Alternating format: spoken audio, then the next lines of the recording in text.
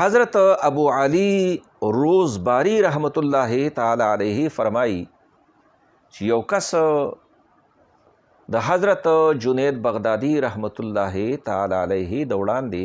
د معرفت ذکر وکړو، د الله پاک د دوستانو د وړاندې د هغه اصطلاحاتو ذکر کیږي کوم چې د هغې په مابین کې د هغې تذکیره کیږي چې معرفت څه ته وایي. نو چې کله دا ذکر وکړو نو ویل چې احد معرفت کله ترقی وکړي او یو مقام ته ورسیږي نو هغې به نیکی کولو دپاره او الله ته د تقرب حاصلولو دپاره هغې حرکت بند کړي، بې نوره نیکي هم نه کوي او الله ته مزید نزدېکت دپاره کوشش هم نه کوي، یعنې حرکت نه کوي، کوشش نه کوي. د طریقت په نوم باندې، د تصوف په نوم باندې بدنما داغونه او غلطې خبرې په هر دور کې موجود شوي دي.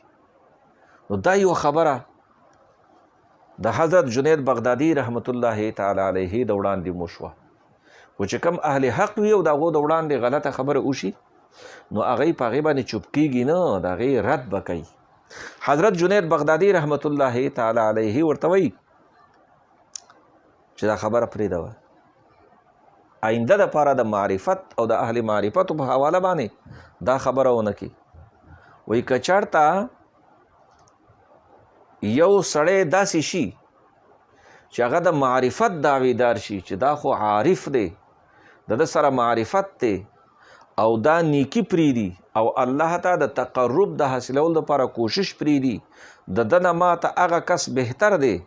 چې کم کس په زنا کې مفتلا دی او په غلا کې مفتلا دی، هغه زنا کوي او غلا کوي. دا کس بهتر دی د دې کس نه چې دا وایي زه رسېدلی یم، ما ترقي شوې ده، اوس نو د دې نه پس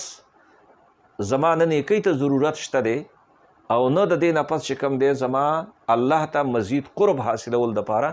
ضرورت شته. او حضرت جنید بغدادي رحمت الله تعالی علیه فرمایي وایي که چېرته مال الله 1000 کاله عمر راکړي او زه 1000 کاله ژوندی پاتې شمه نو هم زه به نه خو نیک اعمالو کې یو ذره کمی وکمه او نه به الله ته د رسېدو دپاره چې کوم نیک کارونه دي نه به په هغې کې زما نه سستي او کمی وشي. وعبد ربک حتی یأتیک الیقین، په دې باندې اصلي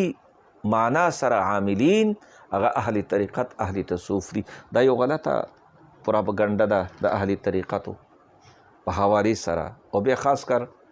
د اهل سنت والجماعت بریلیانو په حوالې سره هغه وایي چې یاره دی وایي چې کله یو مقام ته ورسېږي نو بیا تا ته روجې هم معاف دي او مونځونه هم معاف دي.